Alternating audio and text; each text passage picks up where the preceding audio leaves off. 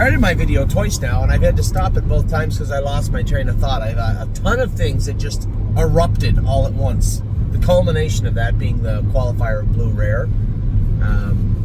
I wasn't happy with what I saw, and I know she got away last and finished up 28-1, blah, blah, blah. It just wasn't a great qualifier for her. She didn't pass a horse down the lane. So, I wanted to know why. Now, you may have been paying attention today. Apparently, there was some sort of a fire not far from Mohawk, and there was smoke in the air, so they delayed the qualifiers, as they should. So I was waiting, same as you were. That was one thing. Nothing really happened at the barn, but I'm focused on everything that's important right now. Blue Rare's qualifier. She's already qualified. She's going to race in 14 days. These things aren't the end of the world. Degas, how was she this morning? I mentioned it in my video. I wanted to make sure that that she was fine to jog. So jog her. See how she was.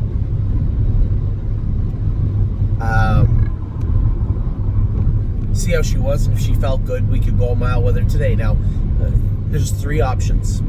4, really.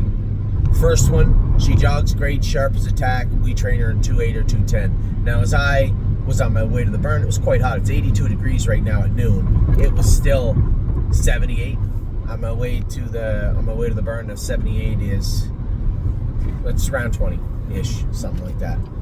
It's hot. So would that play a role also? Yes, it would. For a filly just getting over the virus to train in this heat, not a good thing to do. So that's food for thought for tomorrow. Tomorrow, I need to get my ass out of bed, get to the barn early. We have a ton of babies to train tomorrow. The rain is coming on the Saturday, so I'm going to train a ton of babies on Friday. We're going to train Vehement on Friday. And we're going to train, Degas not. There's going to be different training sets for Friday, and I don't mean different sets in the normal sense. What I mean is some will be going fast in preparation of next Sunday's qualifications at Northfield Park on our open house day, and some will be going like Degas, 1.5 miles, prepping for Tuesday's qualifiers. We'll have 4 to 6 of them also. So we have all this stuff going on. We have the Blue Rare thing. I wanted to get a handle on that. It's a big update I'm going to give you in a minute. Degas, I wanted to get a handle on that. We opted just to jog her today. I got to get up tomorrow. We're going to train her tomorrow before the heat sets in also. Run some fluids into her, draw her blood on Saturday morning. We'll have that blood back on Monday morning. On Monday morning, we'll have a perfect idea if Monday afternoon Degas is shipping to the Meadows to qualify or not. My least favorite scenario would be her not being able to qualify on Tuesday. Easily my least favorite scenario. But as I just talked to somebody, and they said, regurgitating a quote from me, don't do that, by the way. The horse will tell us when she's ready to go. And that's correct.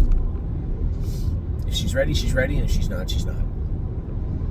Then we have a lot of people asking, where's Greatest Ending? Where's Neptune? Greatest Ending hit that quarter crack. It's simple. He's not going to race again until we have him perfect.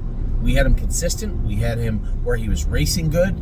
And those quarter cracks are going to happen from time to time. I thought he would have raced this weekend, but he's still about 75-80% on that. And I can tell you why. The quarter crack itself isn't bad. There's something in behind that.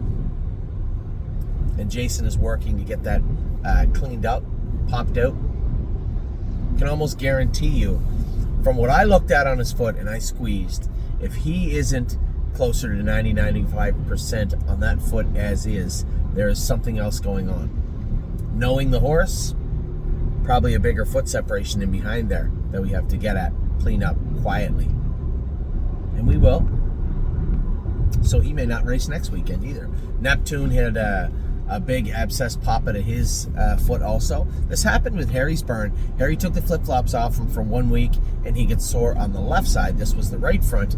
He blew something out of the bulb of his foot. He will be ready to go next week, though. Jason said he was fine this morning. It was quite a big opening there.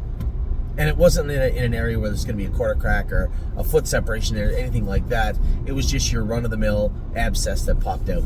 So he looks good now also. Wanted to get the blood run on Oh He'll Know and check her out. Physically, she seems fine, but we got to get the blood work back on her. Capistrano Knights was a little bit pinchier on the left hind after training yesterday. Oddly enough, she got cast this morning. I asked the caretaker, does she get cast a lot? She goes, no, not usually. Sometimes here and there. Because, as I said to you the other day, it's not lameness where you'd say there's a line or a crack or a shadow. It may be. There may be something there, but I don't think so. I think she did get cast, and I think she has like a little bruise up high in that left hind. You know, if you aggravate and irritate, it'd be like your shoulder, right? Even bigger. A stifle on a horse, to have a little inflammation in there. It's easy to re-aggravate. It's hard to clean up completely. Just takes time. It's much like your shoulder, right?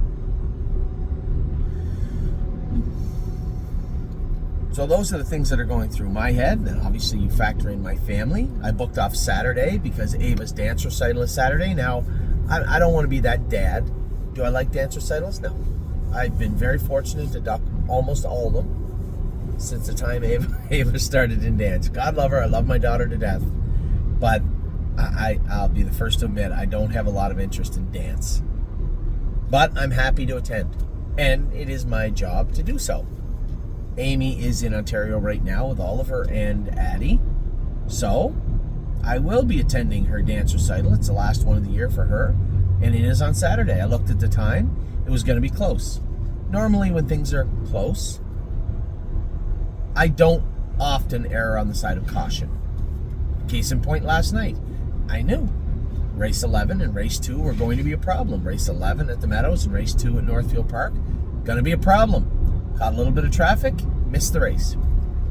I knew when the sheet came out, when the program came out, the math just wasn't great. Everything would have to go right. And I only missed it by maybe 4 minutes. But that's me. You guys know that by now. But I can't do that when it comes to my daughter. Can't have her late for a recital. I can't miss a recital. That would be unfair. You know, and it's not lost to me. We spend all summer running around watching all these baseball, and here Ava has dance, and just don't talk enough about it. And that's just subjective because it's, you know, what my daughter likes is important to me, but dance, that's a hard no. No. I would rather clean stalls. But it's my job to make sure I'm there, and I'm going to be there. So I booked off of Patrick de Piranha and Tenacious Hanover Saturday because it was too close. I think I could have made it. I just can't risk it when it comes to the timing with Ava. It would be unfair and quite frankly, disrespectful. So, I'll circle back to my news. Blue Rare bled today. Is that shocking news? That a muscle mass bled on a day when the air quality in the area was maybe less than perfect. It was fine enough where nobody thought to scratch. And quite frankly, 3.5 out of 5, she bled last week, is what she did. But she qualified so good and finished up so good, we didn't bother checking last week. Can't run a scope into every horse that races every day, no matter what. That would be silly and not feasible and irresponsible with your money. I watched the same qualifier as you last week. It never dawned on me for a second that she needed scope last week. We've scoped her a couple of times in Ohio. No blood. Now, I scoped her the day we went 2-1, but that was the first day I went fast with her. We trained her again after that and sent her to Ontario. She qualified well, finished up strong. I bet you she, in fact, I'm not going to bet you, I'm telling you. I've seen enough of these, enough of times. I'm telling you, she bled last week.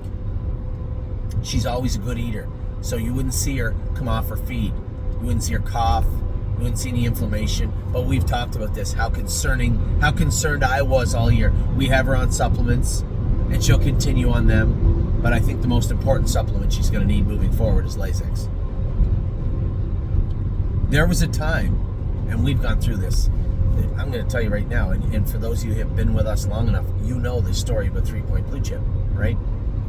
He had always shown a little bit of blood. We were always doing our best to dry him up and treat him, and he raced pretty good. Then we get to the Breeders' Crown elimination. He did race good.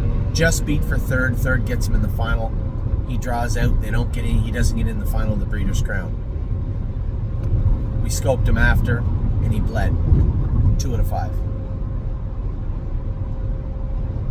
And I had a very frank conversation with a thoroughbred vet that was doing the commission work for New Jersey that night. And I'm glad. I feel bad. I can't remember the lady's name, but she was super nice, very blunt, very direct. She said, now I'm paraphrasing, she said, if you had asked me 5-10 years ago, I'd say, turn the horse out, bring it back, and we'll see how you go. She goes, do you know how many times I've said that to people? Not mostly thoroughbreds, but do you know how many times I've said that to people, give them the rest of the season off, bring them back? She goes, I can count. And you know how many horses, how many thoroughbreds get scoped, how many bleed. She goes, I can count on one hand over that entire time period of my entire career where that actually worked. They come back, they'll race once or twice, and there they go, they bleed again. She goes, I just think it's, I don't know if she used the word DNA. It's in their DNA, but it just seems like it's the way it is. And almost, I can't remember one muscle mass. The last holdout was Gaslight Hall, blood last week. So some of them don't bleed. We've had, and here's the thing about Lasix. Everybody always views it in this cut and dry black and white manner. Oh, we got to put the horse on Lasix. Well, guess it's on Lasix forever. That's not necessarily the case. We had Rock Shining Star on Lasix and then took him off Lasix. We didn't like how he was performing. We didn't like his body language. And Jason, quite frankly, attributed it to Lasix. He said, I think it's the Lasix. I think he's just drying him out a little bit. I don't think he's comfortable with it. He's not racing good with it. Can we take him off it? You're the trainer. Go ahead. He's raced off it since. Now, when you look at the magnitude of 3.5 out of 5 for a 2-year-old filly, well, 2 things. One, I'm not shocked. If you would have asked me, well, I think if you go back and look at it, don't go back and look because there's a million videos there, but I'm sure you followed me along all winter when I've told you from day one. Mucus said I saw on Blue Rare's nose when she was a baby, when we first broke her. Is this going to be an airway thing? Is this something we're going to have to address before she races as a 2-year-old? I was hoping no, but the reality is yes. Every good muscle mass we've ever had. Chicago Hall's first start was on Lasix last year. Tipsy and Dixie made it to about what? Start 5, 6 maybe, out of something like that.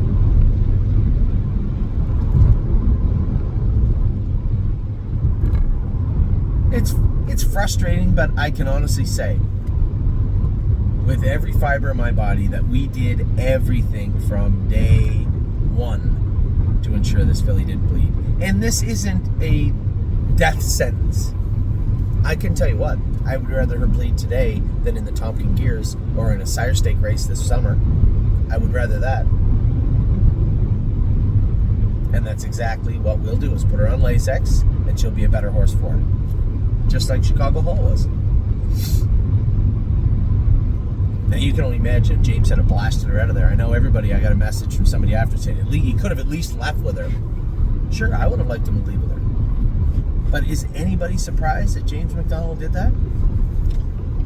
Unfortunately, you don't have a leg to stand on. He's a 4-time in a row leading driver in Canada. Drives for every major stable in North America when they're there. I don't think there's anybody that would say, oh, James McDonald, I can't have him drive my horse. That's James. As much as I was just sitting there just biting a hole in my lip, watching him qualify the filly, I can tell you one thing. If he had left with her, she would have went 2-1. Only it wouldn't have been 28-1. It would have been 31-1. So as much as it bothered me, as much as it bothered you, think quietly we better just say thanks to James, because that could have been messy. So we'll clean the filly up. We'll dry her up. She'll race in 14 days. Unfortunately, her first lifetime start. I guess even I'm trained that way too. Unfortunately, her first start's on Lasix. I don't care. She needs it. We're able to use it and we're allowed to help her legally, then we should. What would be the difference if she was 1 out of 5? Would that have mattered? Half out of 5. It's the start of the season. You show any blood right now, I don't know how you possibly think you're going to keep that horse from bleeding all summer. So I guess if I take a step back and be completely honest with myself and everybody else, I'm glad she bled today. Now we can treat her. Rather than tiptoeing around the elephant in the room that we all knew was likely there. So that was Blue Rare. That's good news. The only bleeder of the day so far. We'll go with our sets tomorrow. I'll bring you guys a little update. There's not going to be a whole lot done. We're going to train a lot of the Ohio breds up tight, up hard tomorrow. Probably 2-1, 2 minutes in preparation of their qualifier next Sunday at the open house. And for all of you, I don't know if Kelly has put it, the RSVPs, everyone is welcome. It should be a beautiful day, 26 degrees. It should be an absolutely gorgeous day next Sunday. Should be a lot of fun. So I'm looking forward to next Sunday. If you're coming into town, stay the weekend. I think we'll have at least 2 or 3 horses in Sunday night. Spitfire Overseas will be back in action next Sunday night for sure. Number of other horses will. Neptune, he races on Sundays, I believe. I don't think you'll see Greatest Ending. That will be up to Jason, but him and I just had a very good conversation about Greatest Ending, and he believes he doesn't think he'll be able to race. For him to race next Sunday, that means he would have to be good enough jogging over the next 2 days, put him in the race bike Monday or Tuesday, and go mile 58. Jason knows what he's doing, and he knows this horse very well. And if he tells me there's a good chance he's not going to race next weekend, he's probably not racing next weekend. If you want to come in a little bit early, Thursday, Scioto. Friday, Scioto stake races with the pacing fillies and the trotting fillies. We'll have babies that will likely be racing at the Meadows or Scioto. Although, as Jason pointed out, I doubt they'll have stake races and baby races on Thursday or Friday. Good point. Probably won't. But we'll have horses racing Wednesday, Thursday, Friday at the Meadows also. So a big week coming up. So there you have it. A quick, blunt update about Blue Rare. We know exactly what happened. We know exactly how to fix it. And she'll be a better horse for it. Soundness-wise, she was perfect. Looks like she steered good. She just ran out of steam. And now we know why. So, you are completely updated now. You know exactly what went on this morning. You know what's going on tomorrow. I'll give you an update about how the baby's trained. The biggest concern I have tomorrow, I guess, is Degas. Is she healthy enough to train 1.5 miles tomorrow? I need her to train 1.5 miles, come in, eat her lunch, feel good, bounce around, and at that point, I'll feel comfortable bringing her to the Meadows for her qualifier on Tuesday. I'll also give you an update on which horses, I'll know better which horses will be going to the Meadows on Tuesday. I think we're going to bring in New York anyway. I don't see a reason not to. He trained, Eric said he went 1 mile and 2.7 with him yesterday in the race bike. I had him a lot faster than that, so it was my fault. But he looked okay training. We'll bring him over to the Meadows and qualify him on Tuesday. Hopefully Degas will qualify on Tuesday. Love Sensation, another horse potentially heading to Oak Grove, will qualify on Tuesday. What else do we got for Oak Grove? Grand Slam Deal will be heading there also. And then as we get closer to Lexington, that's where things get really cool. We'll have between 8 and 10 horses at the Red Mile this season. So with that, I'm going to let you go now. Not very often I give you 2 updates of 15 to 20 minutes on any given morning, but I think they're both useful and gives us all a clean slate heading into Captain Incredible's race here just after 2 this afternoon. Take care.